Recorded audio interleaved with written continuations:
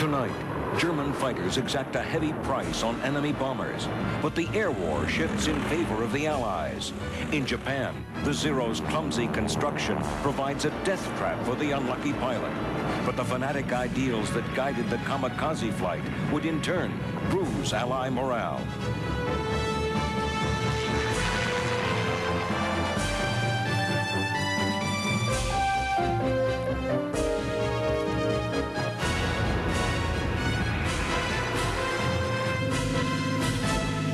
The decade from 1935 to 1945 saw greater and faster development of aircraft than any other period of history. The Germans pioneered the path to the future with the first jet and rocket-powered fighters, like the Messerschmitt 163 Comet. Designed principally for aircraft carrier operations, Japanese fighter aircraft had excellent range and agility. Japan produced a number of elegant monoplane designs, but these were flimsy and slow as well. Banking on a short war, Japan failed to develop more advanced aircraft, and in the end, paid for their shortcomings.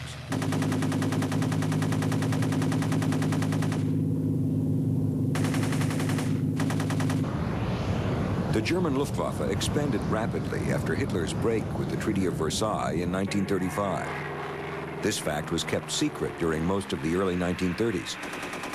The Spanish Civil War served as Hitler's testing ground for the skills of his new Air Force, which would soon enough be blasting its enemies out of the sky.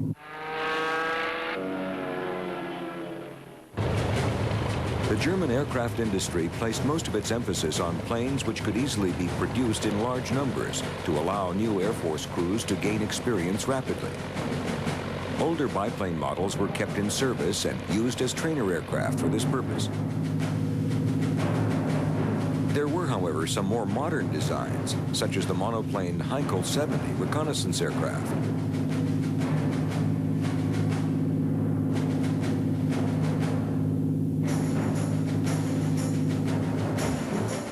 The chief architect of the new Luftwaffe was Hermann Göring, a World War I fighter ace and staunch supporter of Hitler since the early 1920s.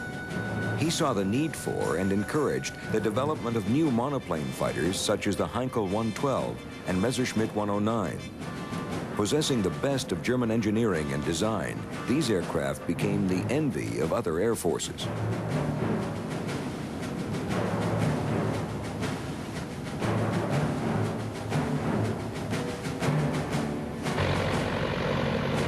Even with this official support, the Luftwaffe had to make do with biplane fighters such as the Heinkel 51 and Arado 68. Although they were obsolete, these aircraft made good trainers for Germany's new generation of fighter pilots.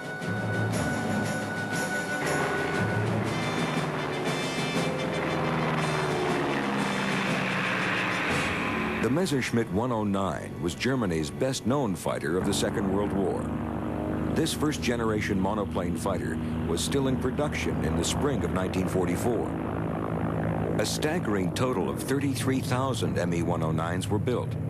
It was the mainstay of the Luftwaffe. Yet when World War I ace Ernst Udet saw the first 109, he told Messerschmitt, "That thing will never make a fighter." The early Messerschmitt 109B and C models were used with great success during the Spanish Civil War. These paved the way for the Me-109D.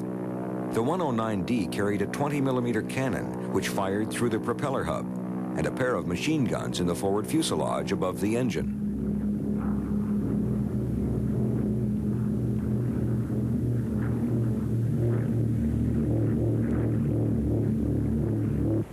The Messerschmitt 109E served throughout the campaigns over Poland and France, the Battle of Britain, the fight over North Africa, the Balkans, and the early war with Russia.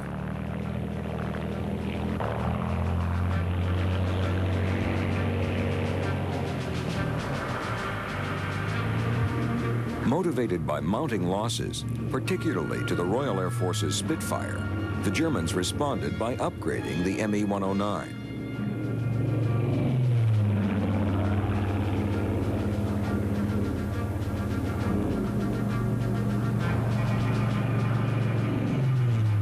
Emphasis was now on the rate of climb and service ceiling rather than speed and firepower.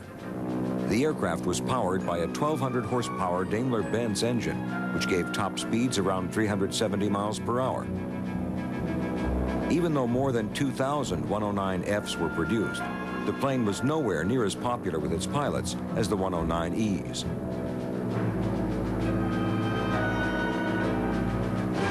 The ME-109G model, commonly called the Gustav, was the best version of the Messerschmitt 109.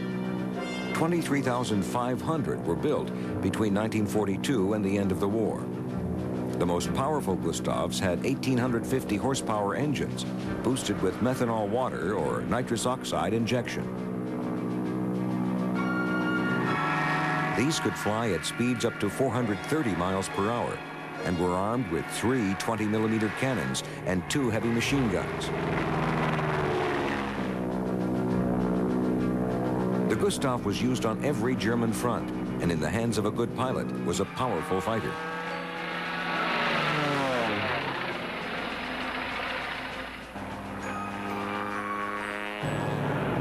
In dogfights with Hurricanes and Spitfires, the 109 had 2 advantages.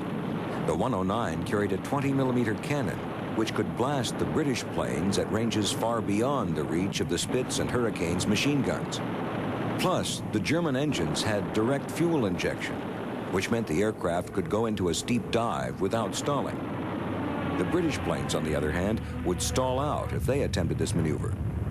This gave the German pilots a good chance to break away and lose their pursuers. Allied bombers suffered a terrible toll at the hands of the heavily armed 109Gs and Ks. This was particularly true of the American B-17s and other bombers which flew daylight bombing raids throughout the war. Lack of long-range escort fighters for protection against the ME-109s proved costly.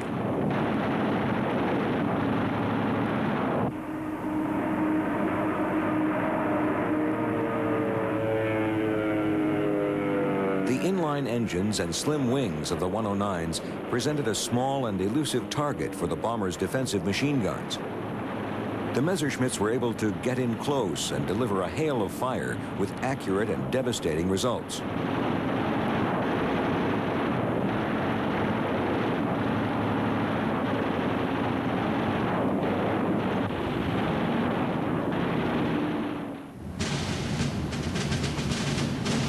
The Messerschmitt 109, looking more like a sleek racer than a fighter, was flown by most of the German aces, including Adolf Galland and Werner Mulders.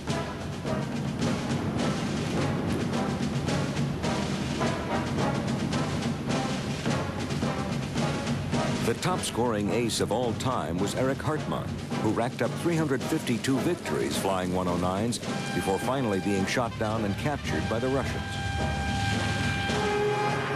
The Messerschmitt 109, although outclassed toward the end, remained a highly competitive fighter throughout the war. The K version pushed its design potential to the limit, but even in 1945, an experienced 109 pilot could tackle the best of Allied bombers and fighters and win. But by this time, many of the experienced pilots were dead or in captivity.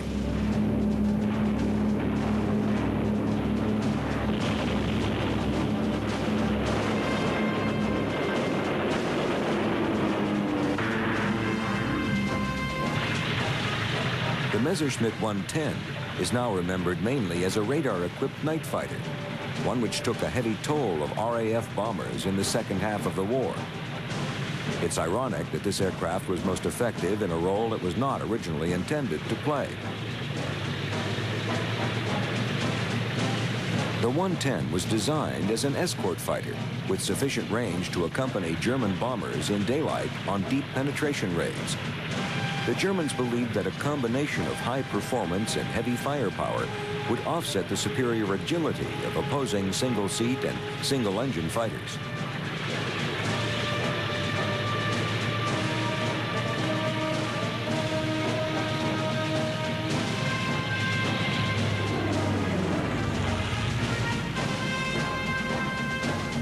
The first prototype of the Me-110 flew in May of 1936. And early tests showed its quickness. Problems were predicted for the aircraft in combat, however, because the 110 was not very maneuverable, a bad trait for fighter planes.